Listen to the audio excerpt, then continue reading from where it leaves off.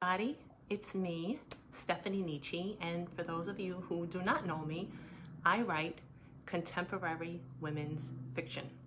So I want to thank Beth Hildebrand for allowing me to read a passage from my recent release, The Smoke Tree Broken Branches, and I just want to get an idea in a couple of minutes just to see if I could check out the comments and everything like that, so just bear with me a moment, okay?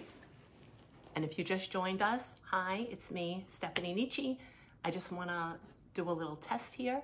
So just give me a moment.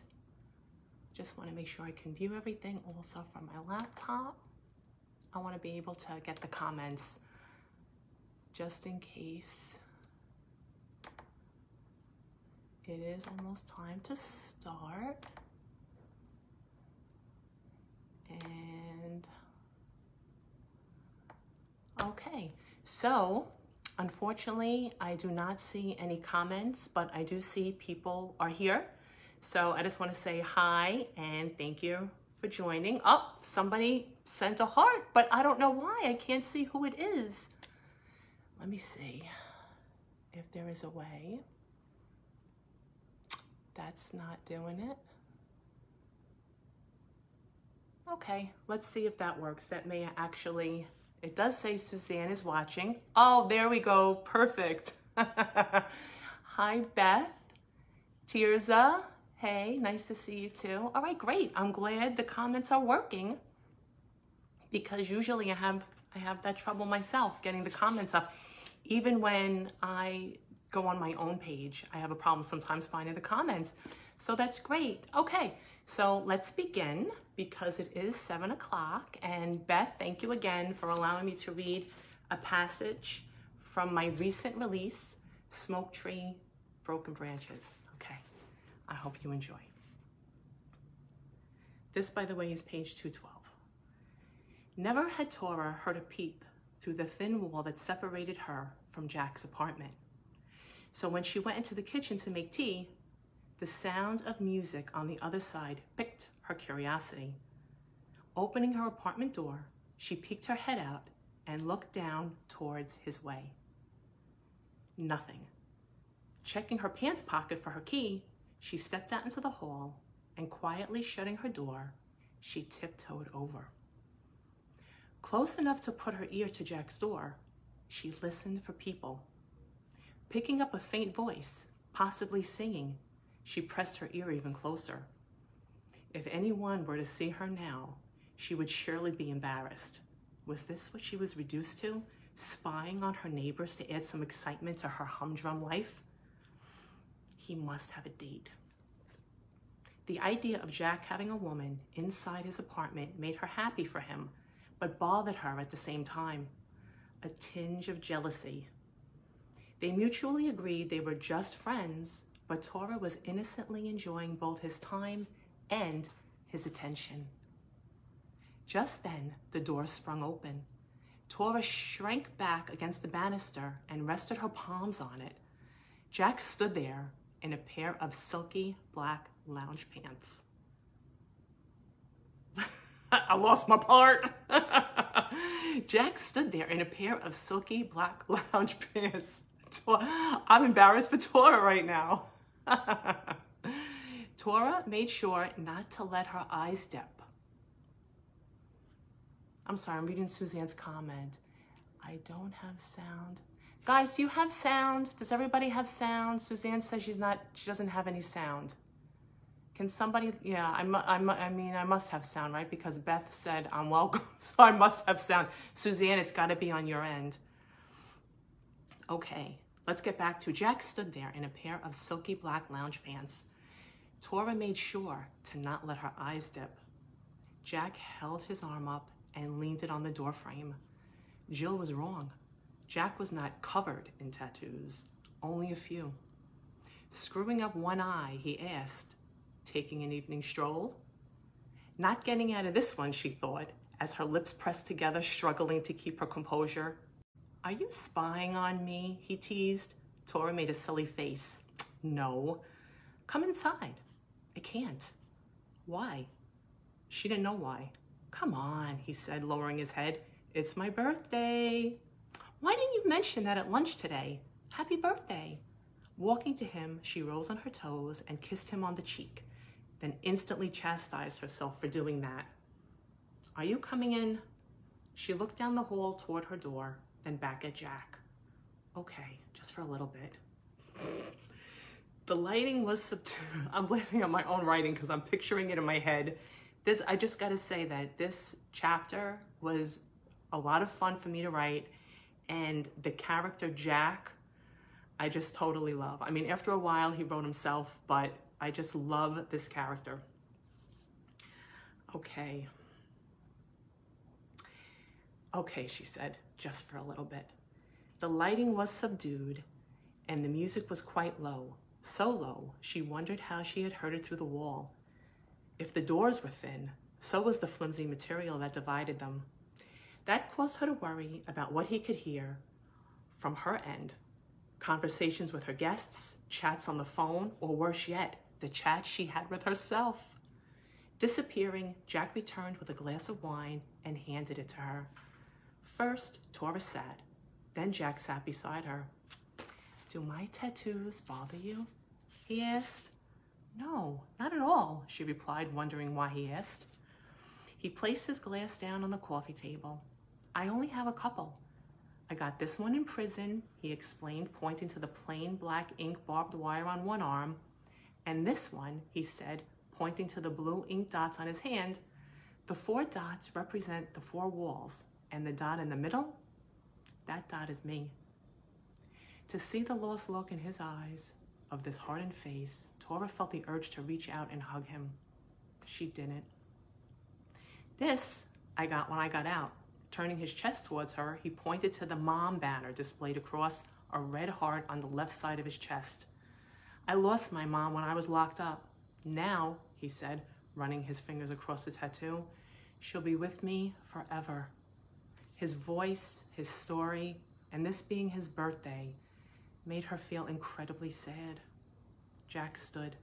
She watched him as he took his glass and walked to the CD player, unsure when the music had stopped. He fumbled with the disc.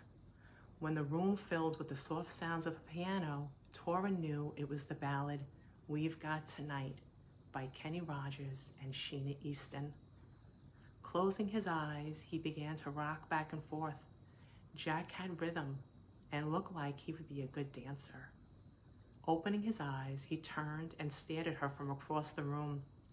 His hardened face was softened by the low lights, or the wine, or maybe both. It was strange, but she saw a different Jack, one that turned back the clock to a time before his life took an unexpected turn. Wine glass in hand, Jack swayed his way over to her. Her body tensed as she questioned herself for being there. She took a sip of her wine to calm her nerves. Alone in a man's apartment, hopefully she hadn't put herself in a precarious position. At the same time, Tora enjoyed spending time with Jack. She felt safe in his company. She was single, he was single. Isn't that what single people do? Hang out with other single people? Taking the glass from her, he rested them both on the end table and held out his hand. She took it. Rising from the sofa, Jack gently pulled her toward him. Their fingers interlocked. He placed his free hand in the dip of her lower back. Her free hand rested on his neck. Their cheeks pressed, their bodies touched, each curve flowing perfectly into the other. He began to softly sing the lyrics in her ear. She knew this song well. As they moved together as one, the world seemed to fade away. By the looks of it, they were the only 2 people in the room. By the feel of it, the only 2 in the universe. As she listened to the words, it seemed as if the song was being sung just for them. Tora found herself lost in the moment, and for a time, she became lost in herself. Her feet seemed to rise from the floor as their bodies molded, effortlessly gliding along, perfectly in sync. She rested her head on his bare shoulder, then closed her eyes. His hand lightly grazed her skin as it moved up to the middle of her spine. Each one of his fingers pressed firmly against her. Electricity coursed throughout her body. Jack's lips brushed lightly against her ear. Softly he sung the song's last line. Oh, did you like that? I mean, I wrote this, months ago, and I haven't read this in a really long time, but I don't know. I really like it, and I hope you guys like it too. It's just such a nice moment between two people, And okay, I'm gonna read a little. I wasn't gonna read more, but I am gonna read a little bit more. Okay, is that okay with you guys? I'm not gonna keep you all night, I promise. Can I see some hearts? Do you guys want me to read some more? Any hearts? Anybody clicking? Does that mean a no? Oh, thanks, Jane. Thank you. Okay. So, okay, I'm going to read a little more. Thanks, God. Oh, I see the hearts. You know what it is? I guess we're on a delay. Thank you, Heather, for the heart, and Switla Pound. Thank you, guys. Yeah, that's what it is. I'm on a delay. I was like, oh, no hearts. Nobody wants me to read more. Okay. Tora. Her eyes opened slowly. Propped up on his elbow was none other than Jack, staring back at her. Peanut is barking like a maniac at your place, he informed her. Getting her bearings together, she looked around to see not only was she in Jack's room, but in his bed. As she sprang up, it was as if her brain caught up and slammed into the front of her skull. Oh my God, she moaned, raising her hand to her head. Jack got up and she saw the same lounge pants as last night, which for some reason she took as a good sign. He stood at the foot of the bed.